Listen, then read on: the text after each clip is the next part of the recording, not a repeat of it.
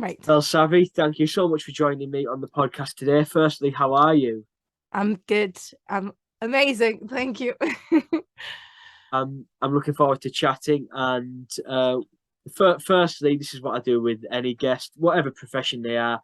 I like to begin by going right back to when they were younger and asking how they got into it. So it's going to be no different today, Bellsavvy. How did you get into music when you were younger? That's awesome. That's awesome. I'm prepared for this one. Actually, I wow, that's amazing. So I came from a family that's full of artists and musicians. Like my mom is a professional singer. So I think Oh, that's when everything started because I remember like literally 3 or 4 year old me just being already connected to arts and entertainment naturally because of my mom. And being so close to the entertainment industry since young, specifically music, of yeah. course, that kind of shaped me into this.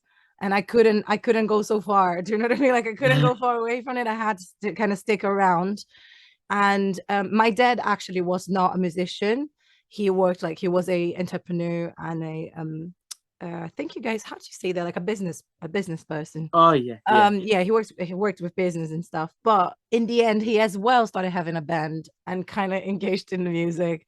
So like all of my family is like actors and singers from my mom's side, so it's impossible just to do anything else than that. That's how everything started. um yeah, I think that's like the core of how everything started. So, obviously, it was pretty much like a showbiz family almost, really. Yeah, it's so my mom, it's it's quite an interesting story this part, to be honest, because my mom wanted me to be a singer and I was always like super super super passionate about music. However, I don't know why I wanted to be a model. Like I just wanted to be a model and I really pursued it. I pursued it for like 15 years of my life. So I was actually a professional model for a long term of my life, and that was the career I focused on till I finally had a chance in the music industry after so long. My mom was like, please, can I put you in a couple of, like opportunities and casting calls? And I was like, no, I don't like it. I like music, but I want to be a model.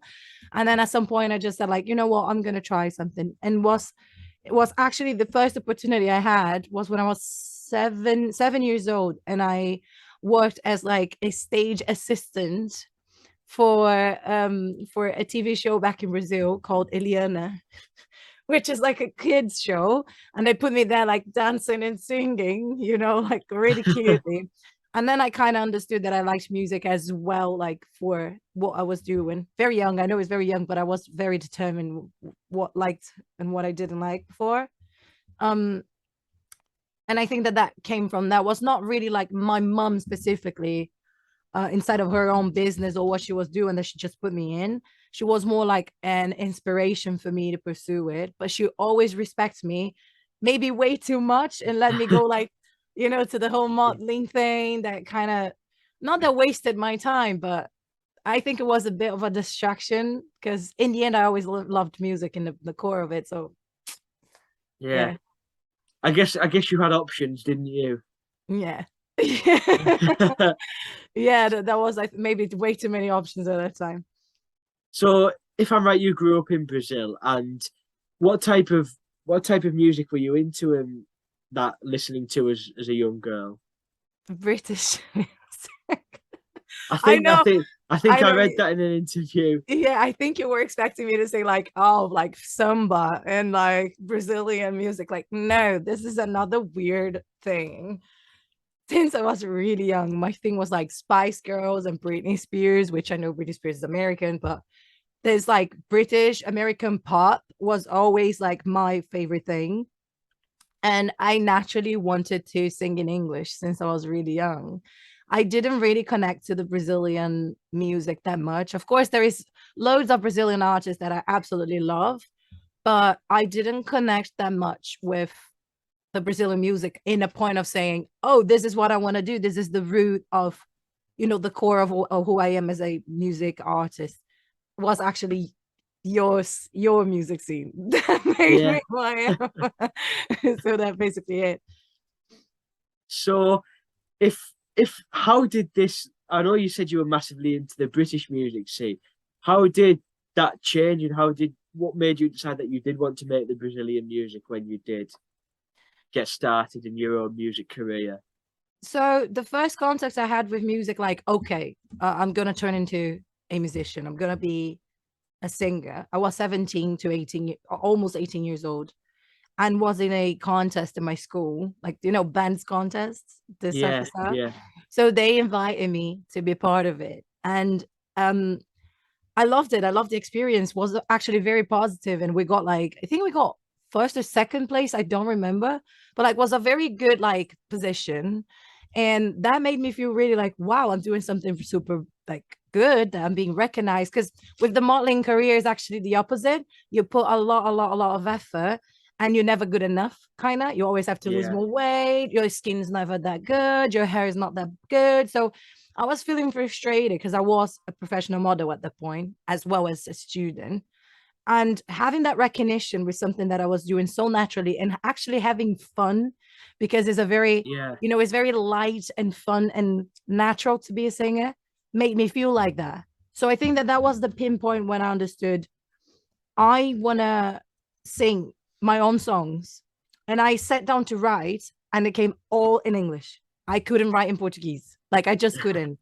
All of my inspiration, maybe because I consume British and American music since so young, my inspiration was completely in English. So writing my own songs, even from the first, like from the get-go, was like that.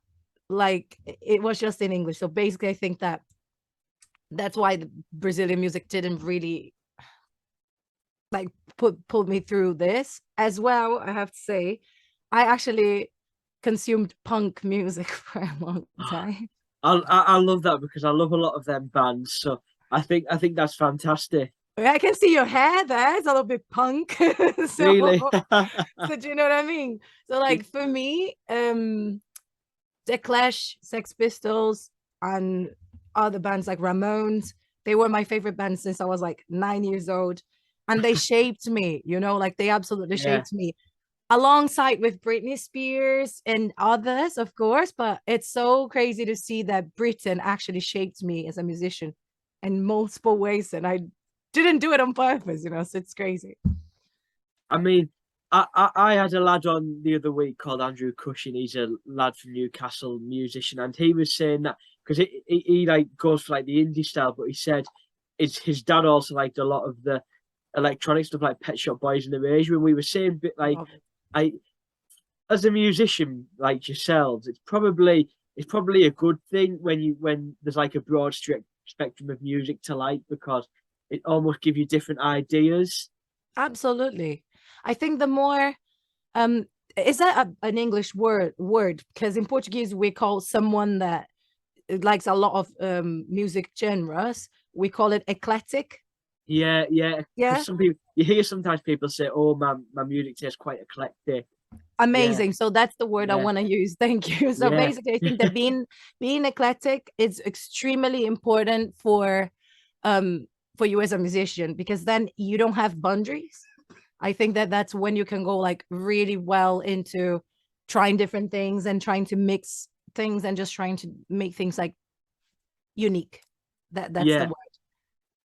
Because if you sort of only like one genre, it's going to get a bit repetitive eventually, isn't it? Because you're not gonna see all these different ideas, and I guess having the wide ranges gives you a lot of different ideas, really, for like different and new material.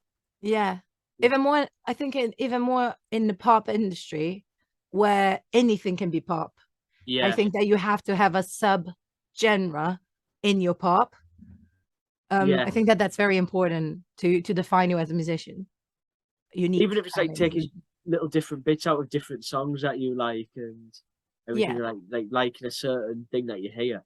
Yeah, yeah. When I write, I don't write thinking like, oh, now I want to go more into a Britney style, for example, because Britney Spears is a very big like influence of mine.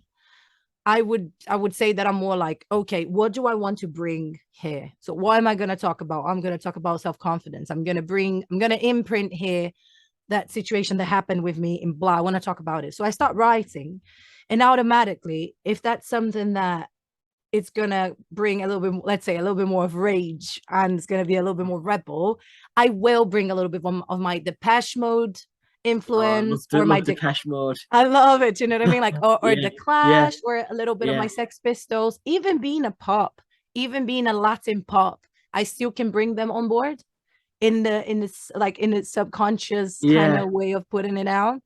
So yeah, basically, yeah, you can go so far if you have multiple influences. It's so nice. It's so nice. Could you?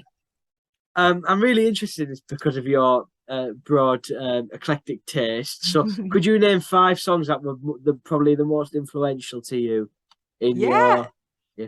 Oh, I got 5 of them. So first, I would say that "Enjoy the Silence" Oh yes, oh, I love it. by Depeche Mode. Yeah, Oh my God, it's one of my favorite songs. It's so strong for me. I've been listening to new stuff from them. And there is one called the wheel behind the wheel, I think it's called. It's so nice as well. Really dark. I love dark songs. So I'll yeah. say that as first.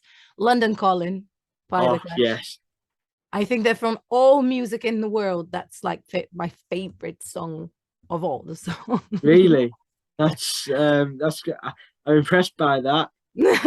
Everybody is. Yeah, Everybody is. Everybody is. It's like, why do you like The Clash so much? Like, if you do Latin pop music, I know, but it's the core. It's the core of who I am.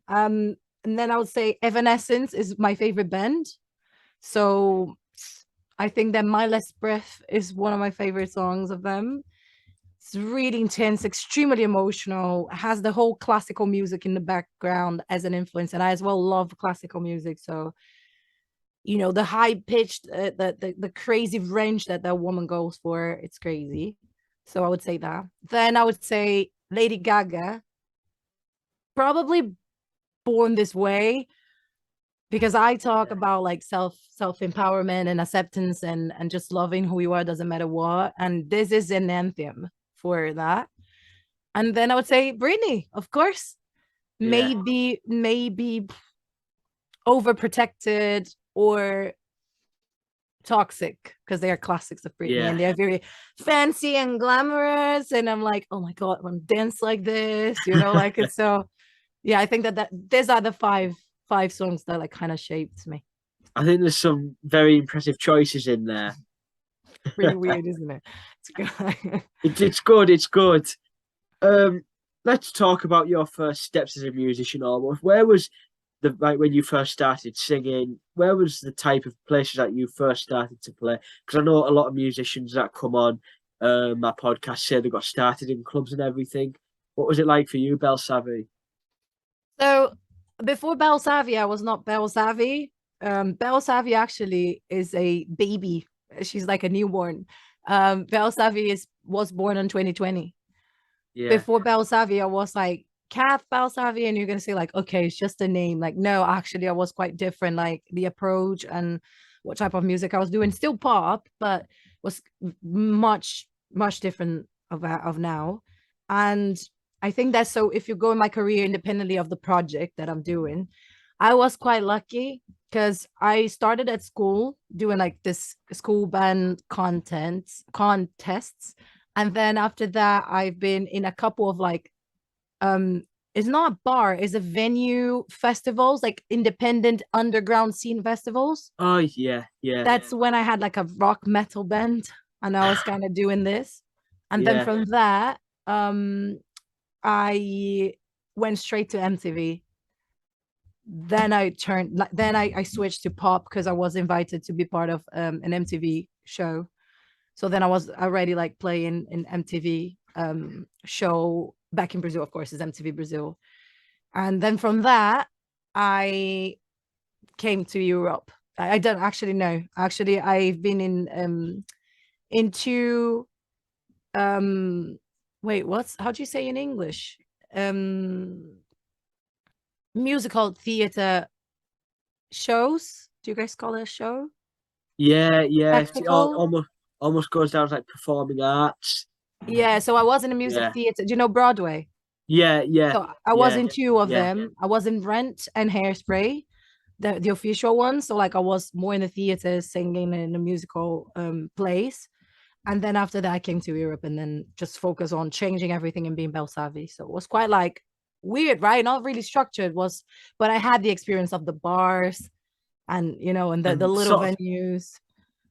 singing to audiences in general anyway, which I think will probably be a massive thing as a musician when Yeah. you need to, because a lot of the main thing is performing in front of people. So I guess you having that confidence and that experience will have helped a lot. Yeah, I have to actually I have to give a little like thumbs up to Britain because the acceptance, the recept how do you guys say that in English? Like you guys are so receptive in here with new Yeah, music and new artists. That my own country is not, for example. We have a different mindset. We are a little bit more, like, oh, for us to kind of not that they don't respect artists when they're in the beginning, but for them to value the artist, you need to be on TV, and being quite like stabilized and famous for them to kind of give you a chance back in there as an audience. In here is completely different. It's like whoever you are, I don't care if you're good, I'm gonna give you my time and I'm gonna give you a yeah, chance. And which I is love it. very very good, isn't it? Because there's a lot of good music out there that doesn't get recognised as much as it should. No, Brit And is amazing yeah, though. I'm gonna be here just like loving this place all the time. And I know there's a lot of British friends of mine that when I say that they're like, and I'm like, I don't care. I love this place. It's mine. Thanks. If you don't like it, fine, but I love it. So so yeah, and that leads me on because in 2020, the release of your first single as Bellsavvy, Queen of My Mind, came out, and it went really successful on the BBC, introducing Stations of Hamright, which is obviously a platform which does give new music that chance, and it gets all that out there. How did it feel getting that one out into the world? I was not expecting because I was always a huge fan of BBC since I was back in Brazil. I was like, oh my God, one day maybe my song can play in there. And I subscribed, like submitted, sorry, I submitted the song and I was not expecting it. I was like, well, it's my first song out. I'm no one in here. I'm not a British artist.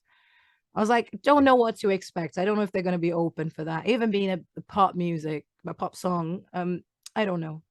And then I woke up in the morning and I had the email saying like, we played your song last night. And I was like, wait, what?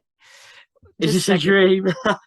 Is it really happening? And then they played, and then they played again in the next week, and then again in the other one. And I was like, whoa, what? And then my second song, they done the same, and then went to loads of other radios. It went to radios in Europe.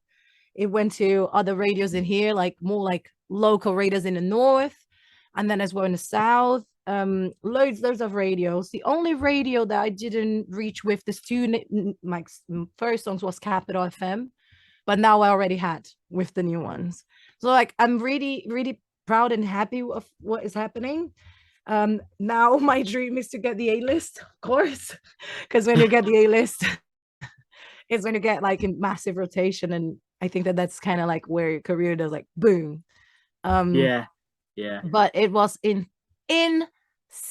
The feeling was insane, and this year I love them so much. They gave me the chance of being the sound of the weekend. So they put me in rotation on BBC Radio 1 by the Oh sound of the wow. weekend. Yeah. And I cried. I'm not gonna lie. I cried. I was in the middle of like London Bridge, sitting down. I was just crying like a little baby. Like, oh my God, you're putting me like a little sound of the weekend. This is like such a big highlight. Ah. So yeah. It's fantastic that they do that, and it's amazing what you've achieved with them Thank you. playing your songs and everything. Thank you. What I want to ask though, Bellsavvy, is of course Queen of My Mind was released in 2020, which was a bit of a tough time for everybody. We were in lockdown. How was it as a musician at that time, having that success with new music and not being able to get out and play live because of what was going on? I mean, did you find it tough, or did it sort of did the lockdowns give you time to work on more new material?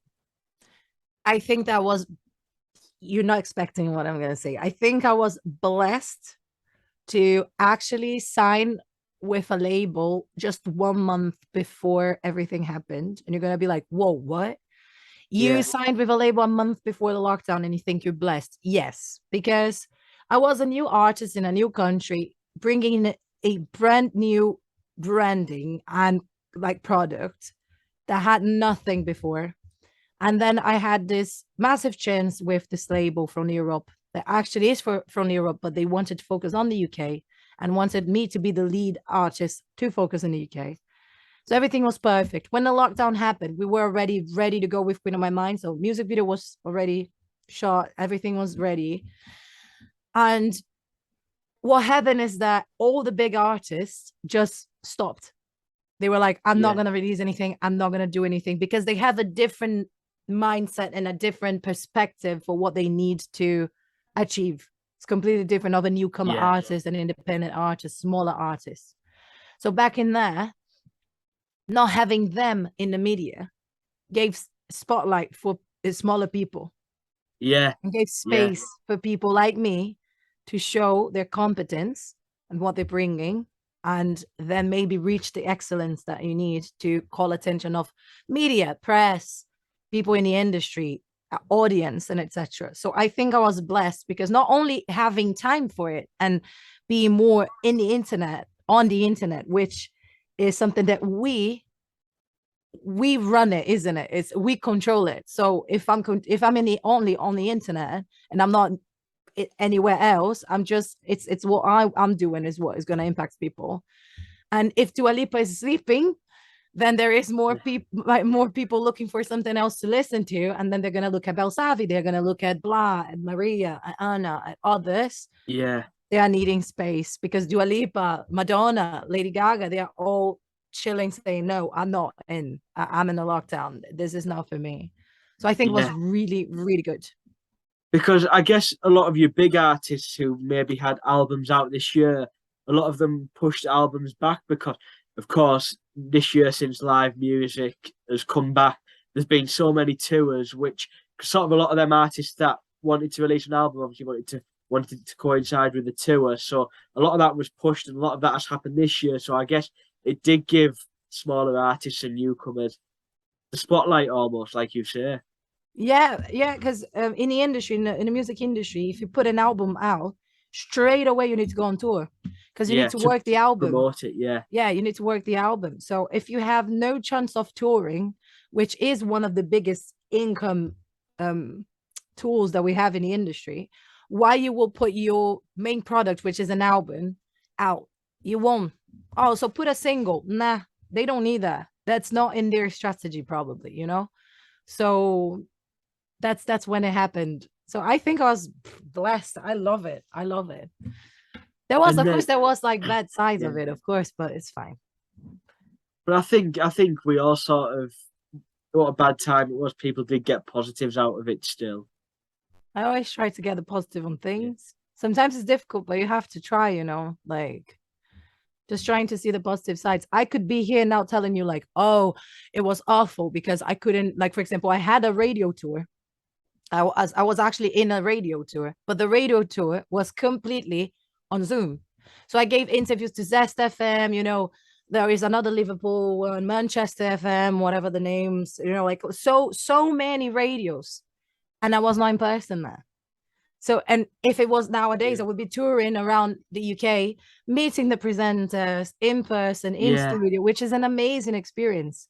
So I could be here saying like, well, was not good because I blah, but no, I actually want to focus on the positive things and say it was awesome. And I will find the opportunity to be in person in the studios again one day. And it's fine. yeah, Just yeah. be positive.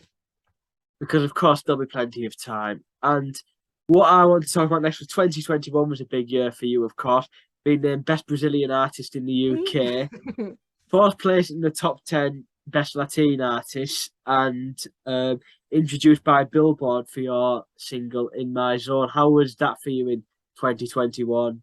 All of that success in 1 year. I as well was not expecting any of that. Was so I was just pop music. I was not doing Latin before. And then one day I just felt like, why I don't bring my roots into this, why I don't bring a bit of my Brazilian and my Spanish and my Italian roots into this. Let's do that because that's the mix of my family. I was like, okay, it worked within my zone. Billboard was the first like great achievement I had in my career. And then after that, I was like, okay, something's right here. Let me just figure it out. Then I done another and went and on I started touring, not let's say not touring, but I started closing loads of like gig dates in.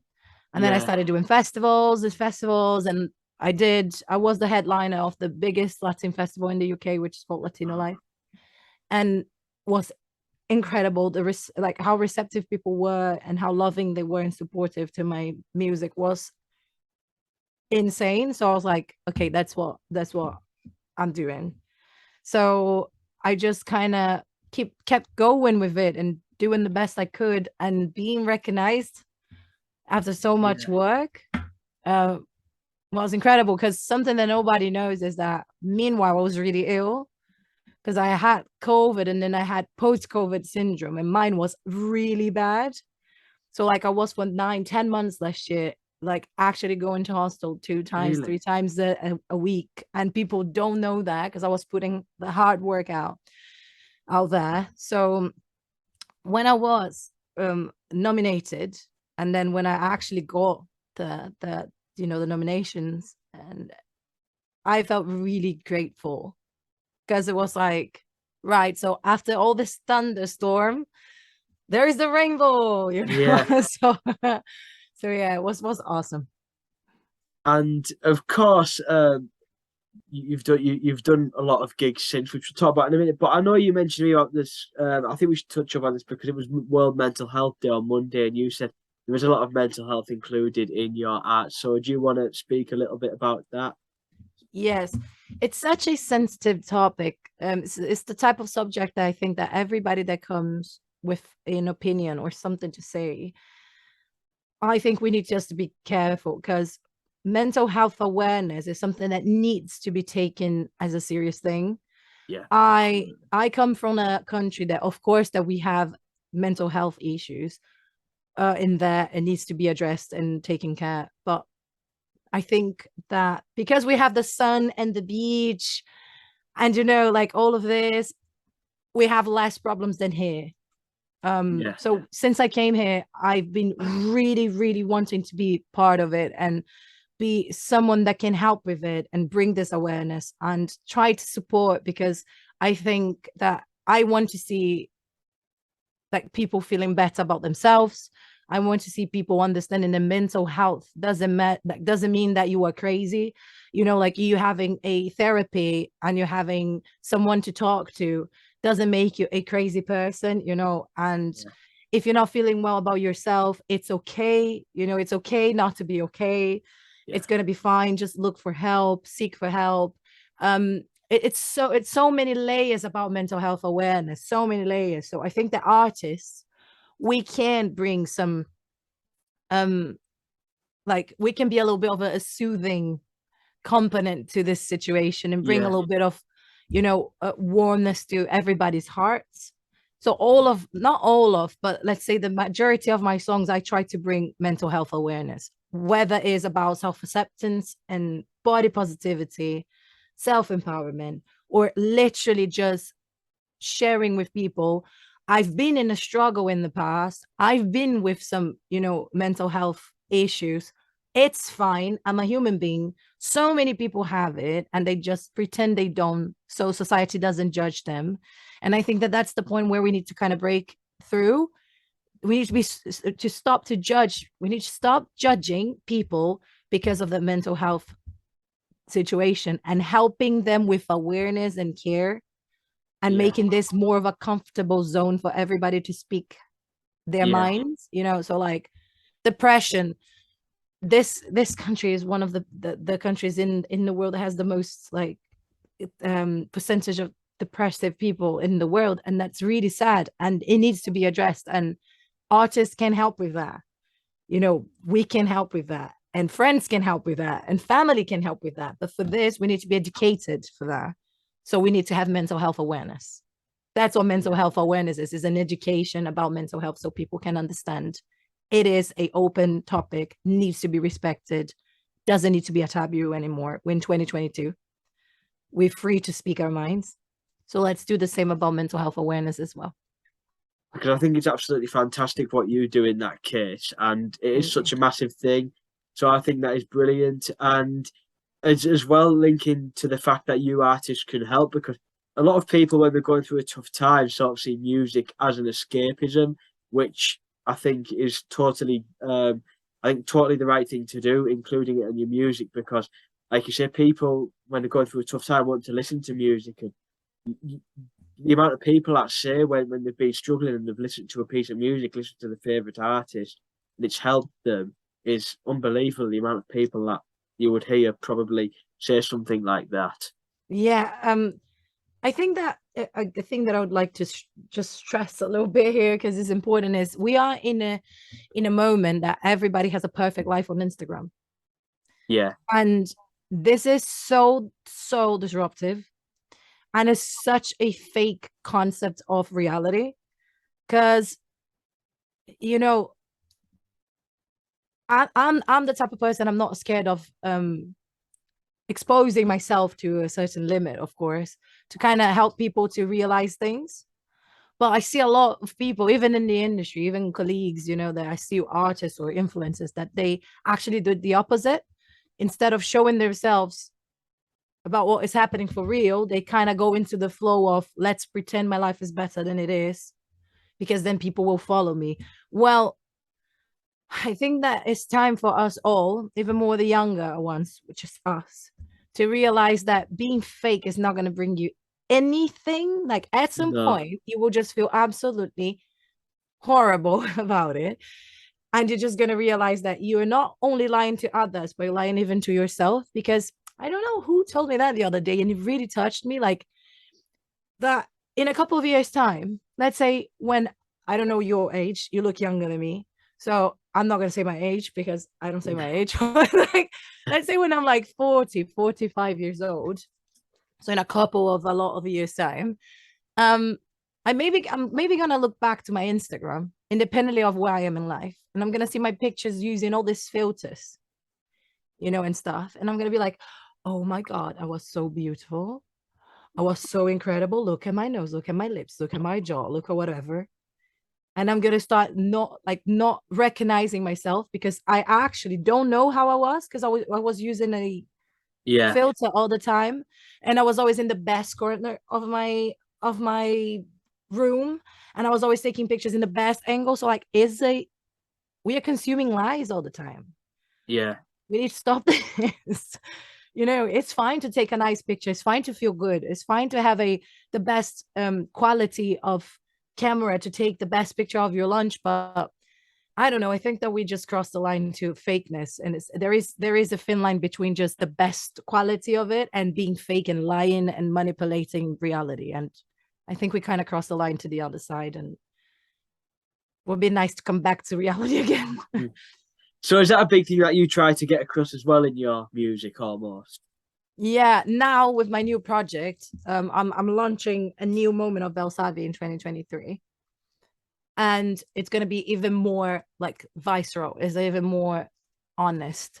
Because of course, when you're in the pop industry with all of this, it's difficult for you to show realness, isn't it? Because it's the hair, it's the makeup, it's the blings, it's the clothes. This is a lot of like glamour, let's say. Yeah, But behind the glamour and all of that, you need to be real and you need to try to show this realness. I think there's a lot of artists that are doing this now. Like even Gaga, which is one of my biggest influences, and Britney. You go to their Instagrams and you'll see them like no makeup on, completely like weird. Do you know what I mean? Like completely like I don't care, hair completely messy. I think this is important because I see a lot of like 13-year-old girls completely lost. And it's so sad because when I was 13, I was running around like the beach dressed like Harry Potter. yeah, And it yeah. was fine, like, and I actually love that and I wouldn't change it for anything. So I don't know, would be nice to kind of be able to bring more of attitude, self-confidence, realness, like self-empowerment to people for real. Yeah, than what is being said and done on Instagram now. Yeah, and I think it's a brilliant thing that you're trying to achieve. Thank you. I hope I can help with Yeah, that. yeah, and I'm sure it will come. I hope so.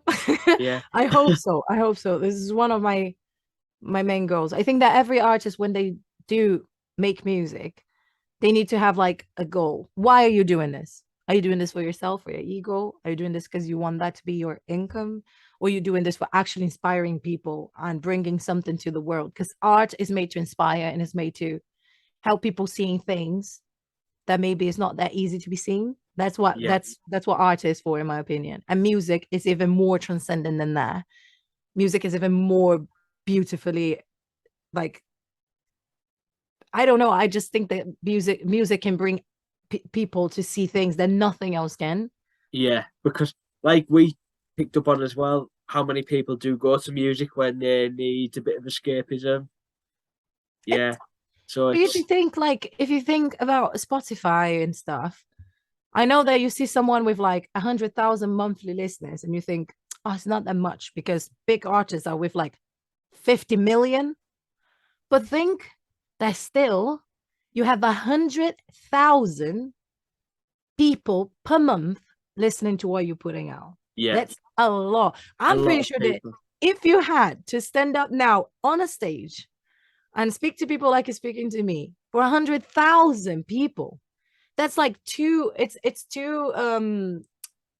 What's the name? Wembley stadiums, So isn't it? yeah, yeah, So I think that we need to start recognizing that like the little digits we see on screen are actual lives and people consuming and minds and hearts. Do yeah. you know what I mean?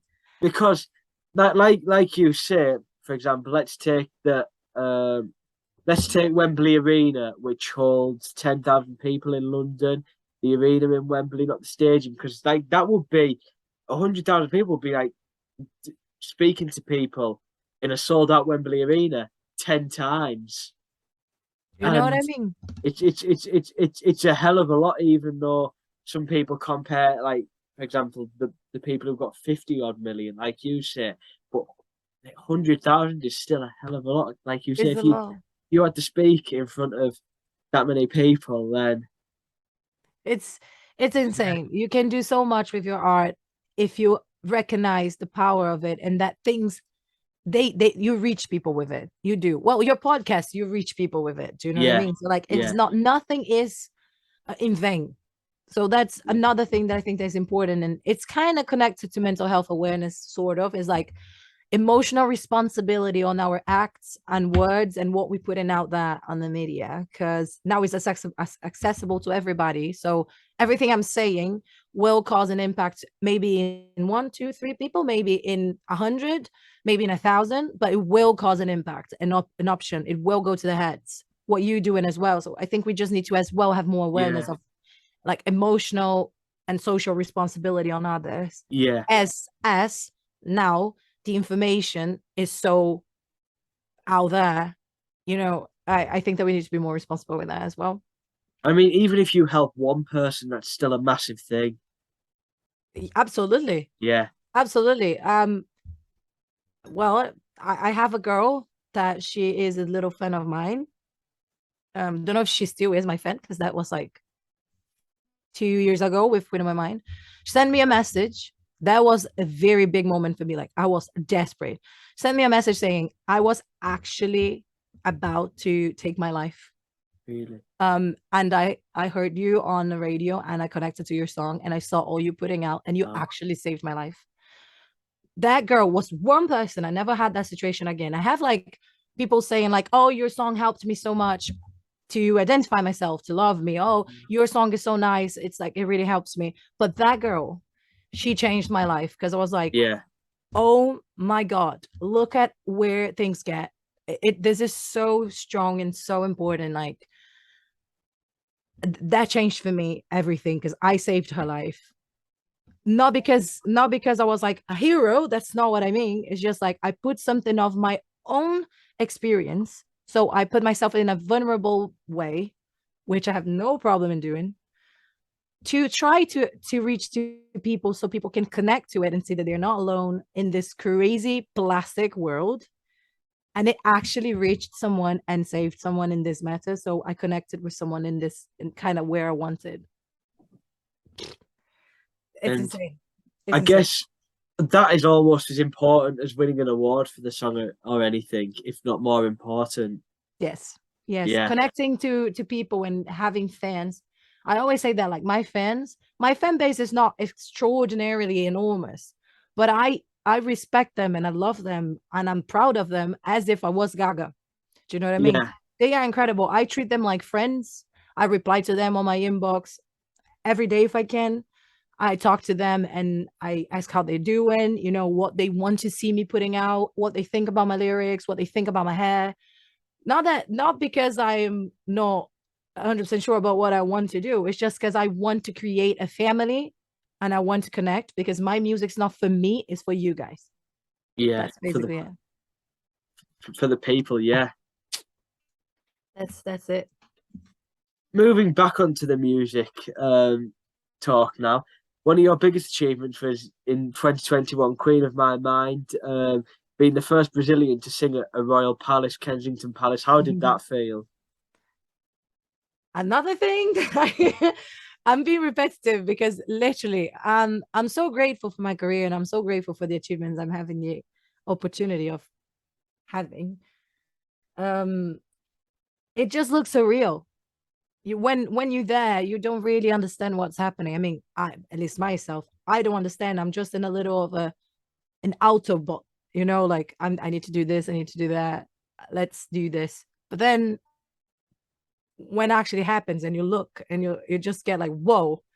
So singing in there my own song, I'm obsessed with castles. I said that in an interview for TV the other day. Like, I'm obsessed with castles and queens, and actually the British heritage is my favorite. Yeah, So I'm obsessed with the British history, and being actually in Kensington Palace, you know, the royal residence, singing my song "Queen on My Mind." That was, I think, was one of the favorite moments of my life so far. yeah. So I would definitely say it's probably the highlight of your. If it's one of the moments of your life, it's definitely the highlight of your career so far.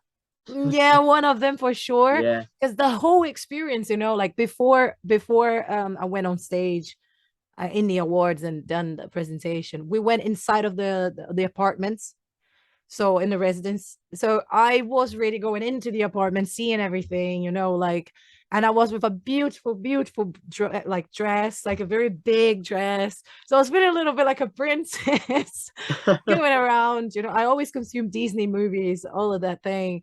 So it was a little bit of my Disney moment in there. So oh my god, that night, I would love, like, I don't know if you can see my face. Like yeah, I would love to be there again one more time. yeah. Just leave it all Re, again. redo that moment.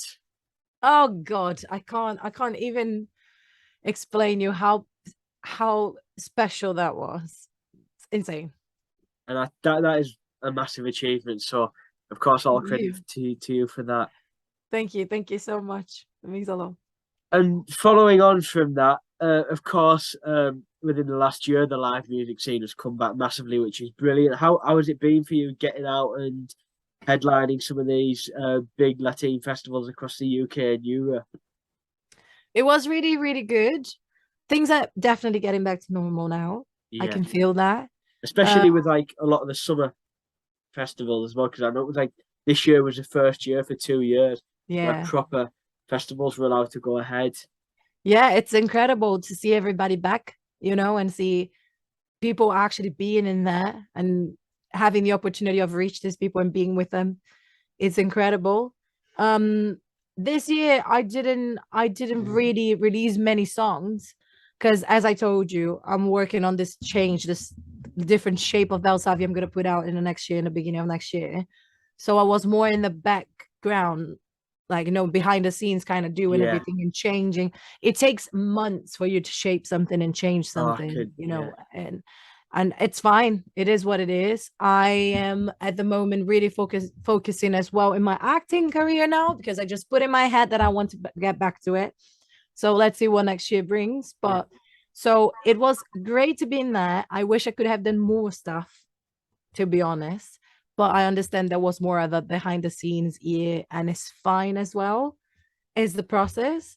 But I'm gonna do the cringiest thing possible and say, "Oh my god, you guys don't know what it's coming," because it's so nice. I'm so excited. So yeah, it's next year's gonna be awesome. It's gonna be really nice. Because that was going to be my final question before we go. What is coming up for you next year is but you've pretty much just answered that there, haven't you?